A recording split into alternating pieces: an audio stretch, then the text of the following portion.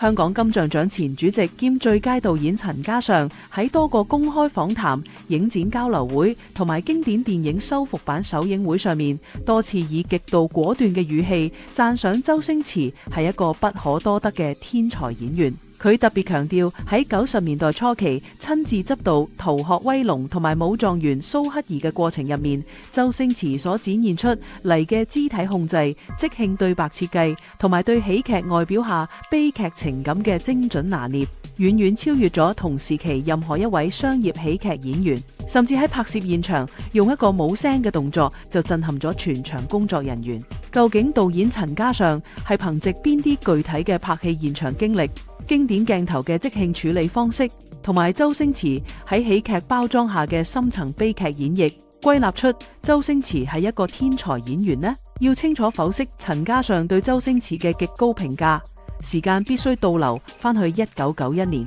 當時周星馳憑藉賭聖同埋賭俠等電影喺香港影壇快速爆紅。整個電影市場同埋各大出品人基本上都將佢定位為一個純粹靠無厘頭表情同埋誇張對白拉攏票房嘅搞笑明星。好多電影公司只係想利用佢嘅個人名氣快速套現。陳嘉上接手執導電影《逃學威龍》嘅時候，原本嘅劇本設定只係一個相對傳統而且公式化嘅警匪喜劇。原本甚至諗過揾其他動作演員參演，陳嘉上堅持要喺故事入面加入真實嘅飛虎隊、特種部隊戰術同埋寫實嘅校園生活細節，企圖打破當時香港警匪喜劇嘅陳舊套路。喺呢個合作過程入面，陳嘉上第一次喺鏡頭後方近距離觀察周星馳嘅表演，發現佢嘅演技層次同埋對戲劇結構嘅敏感度遠比外界想象中深厚得多。喺《逃學威龍》嘅拍攝現場，陳嘉上好快就注意到周星馳對白節奏同埋喜劇時機有種天生嘅敏銳度。周星馳喺拍戲嘅時候，從來唔會死板板咁照住劇本念台詞，佢會喺現場根據片場環境、道具擺設同埋對手演員吳孟達等人嘅即時反應，即時調整自己嘅表情、肢體語言同埋說話語氣。陳嘉上意識到呢點之後，選擇喺現場給予周星馳極大嘅創作自由度，俾佢喺攝影機面前自由發揮。周星馳每次喺現場加入佢嘅即興微表情、黑板前嘅動作細節、被老師甩黑板擦嘅精準反應，同埋獨特嘅說話停頓位，都令到原本平平無奇嘅喜劇對話變得充滿戲劇張力。呢種對喜劇節奏嘅精準掌控力，令到喺現場執導嘅陳嘉上感到大為震驚，確認咗佢具有凌駕於劇本之上嘅創作才能。周星馳喺《逃學威龍》入面飾演嘅周星星，角色設定既要展現出飛虎隊第一高手嘅嚴肅英姿同埋靈敏身手，又要演出迫於無奈重返中學課室嗰種格格不入嘅尷尬、自卑同困惑。陳嘉上喺剪接室反覆觀察片段嘅時候，發現周星馳完全掌握咗動作場面同埋喜劇表演之間嘅完美平衡點。周星馳眼神入面嘅細微變化非常精密，喺面對持槍匪徒同埋黑幫嘅時候，眼神銳利且充滿殺氣；但在面對女老師張敏同埋中學同學嘅時候，又會瞬間切換成清潔、羞怯同埋茫然。陳嘉上喺訪問入面特別指出，呢種喺1秒鐘之內切換眼神、氣場同埋角色心理狀態嘅演繹技巧，絕非靠單純嘅搞笑或者表面表情包可以做到，而係需要極高嘅演技功底同埋對角色心理嘅深刻理解。1991年《逃學威龍》喺香港正式上映之後，震撼咗整個華語電影市場，最後拿到超過4380萬港幣票房，直接打破咗當時香港影史嘅最高票房紀錄，擊敗咗同檔期所有強勁競爭對手。呢個破紀錄嘅商業成績唔單止徹底鞏固咗周星馳喺影壇嘅號召力，更令陳嘉上確認咗自己喺現場嘅觀察。陳嘉上喺後續嘅採訪入面強調，《逃學威龍》嘅成功並唔係單靠無厘頭嘅粗俗笑話或者噱頭，關鍵係於周星馳將一個荒謬嘅角色演得非常有真實質感，令到觀眾喺歡笑嘅同時能夠產生同理心同埋代入感。呢個亦係陳嘉上認定周星馳具備天才演員特質嘅第一步。到了90年代初嘅1992年，電影公司希望乘勝追擊，邀請陳嘉上同周星馳再次聯手拍攝新派武俠喜劇《武狀元蘇乞兒》。當時嘅電影投資方永盛公司希望複製徐克、黃飛鴻系列嘅熱潮，打造一部節奏明快、輕鬆搞笑嘅傳統武術片。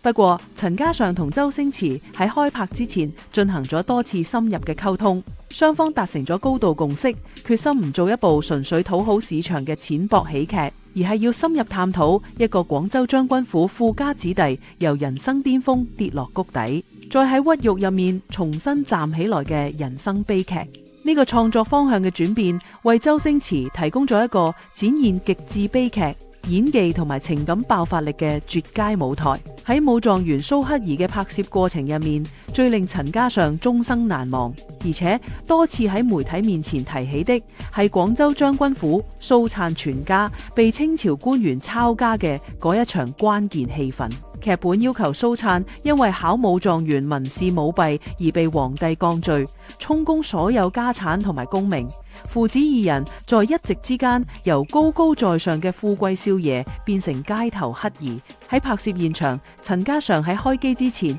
只係俾咗周星馳非常簡單嘅方向提示。佢話呢場戲需要表現出一種深度嘅落寞感同寂寞感，但係同時要求周星馳絕對唔可以流眼淚或者大吼大叫，因為蘇粲呢個角色骨子裏極度傲慢，絕對唔會喺前來抄家嘅仇人面前示弱同流露傷痛。收到導演嘅提示之後，周星馳冇問多餘嘅細節問題，亦冇要求導演重新改寫劇本對白。佢獨自走到攝影機面前，睇咗一眼整體布景，然後徑直走過去角落嘅一張大煙床上面坐落嚟。周星馳慢慢躺喺床上，將隻腳架起嚟，竟然開始隨口唱起廣東傳統南音同粵曲。佢嘅眼神完全冇焦點，面部表情看似漫不經心，甚至帶住一種玩世不恭嘅自嘲笑容，但係成個肢體語言卻透出一種被命運徹底摧毀之後嘅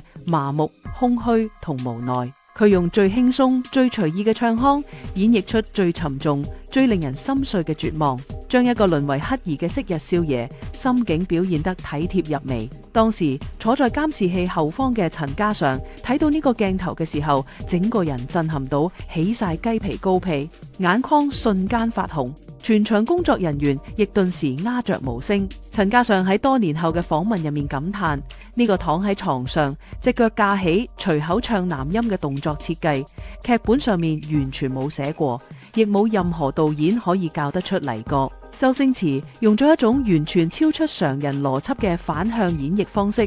將蘇粲內心嘅極度痛苦同崩潰轉化為一種自嘲式嘅瀟灑同不在乎。陳嘉上喺嗰一刻即時認定，眼前呢個演員絕對係一個百年一遇嘅天才，因為佢對人性悲劇同角色心理嘅理解深度已經徹底超越咗鏡頭同劇本嘅限制。陳嘉上進一步剖析周星馳嘅表演哲學，指出周星馳之所以被稱為天才演員，係於佢深刻明白喜劇嘅最高境界其實係悲劇。周星馳喺90年代塑造嘅所有經典角色，無論係《逃學威龍》嘅周星星，定係《武狀元蘇乞兒》入面嘅蘇粲，本質上都係社會底層或者遭遇挫折嘅小人物喺殘酷現實入面嘅掙扎。周星馳從來唔會靠硬生生嘅賣慘或者流眼淚嚟討好觀眾，佢習慣用最荒謬、最搞笑嘅外表同動作嚟包裹角色內心深處嘅孤獨、無奈同自卑。呢種將悲喜交織得無縫接軌嘅表演實力，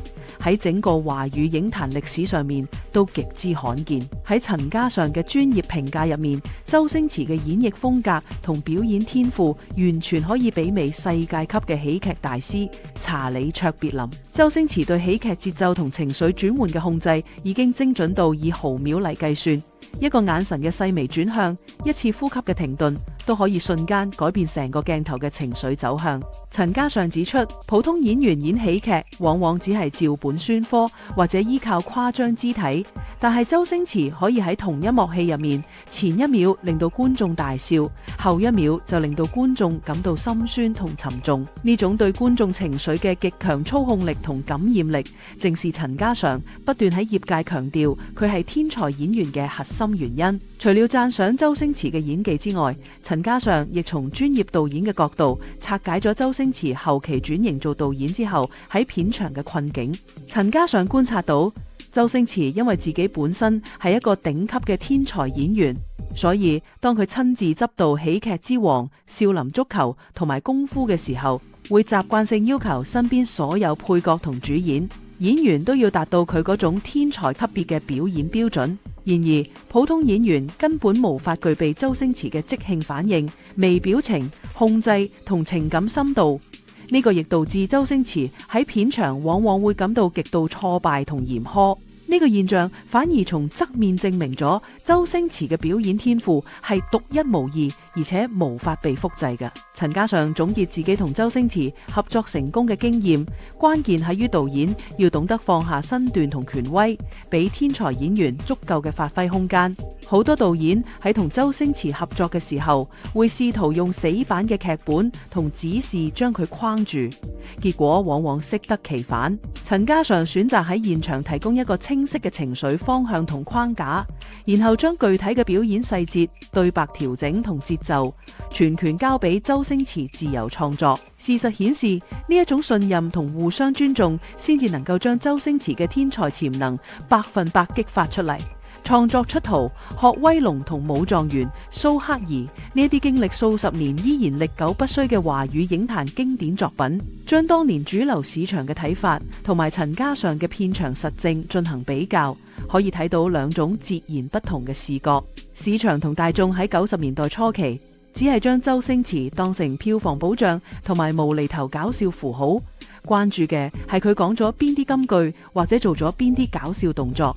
但係陳嘉上透過逃學威龍現場嘅即興對白改動，以及武狀元蘇乞兒抄家戲份入面躺在床上唱男音嘅絕妙演繹，喺攝影機同監視器後面親眼目睹咗周星馳掌控角色氣場、精準切換悲喜情緒，同埋超越劇本框架嘅驚人創作實力。呢啲第一手嘅拍戲細節同現場紀錄，事實顯示得好清楚。周星馳嘅搞笑背後係靠住極高修養嘅演技功底同人性理解喺度支撐。綜合所有已核實嘅現場紀錄、電影票房數據同導演訪談，陳嘉上稱讚周星馳係天才演員嘅答案非常清晰。確認嘅事實係，陳嘉上嘅評價源於周星馳喺拍攝現場展現出嘅3大天才特質。第一，係唔需要依賴死板劇本就可以憑即興演出提升整幕戲嘅喜劇節奏。第二，係可以用自嘲、唱男音呢類反向演繹，將角色嘅深層落寞同絕望表現得淋漓盡致。第三，係具備將喜劇同悲劇無縫結合嘅情緒操控力。至於周星馳，如果當年選擇純粹做演員而冇轉型做導演，究竟仲可以演到幾多嚴肅悲劇角色？呢點喺華語電影界依然冇確定答案。唔知大家對陳嘉上評價周星馳係天才演員又有啲咩睇法呢？歡迎喺留言區分享你嘅意見。多謝大家收睇娛樂真相館，我哋下次再見。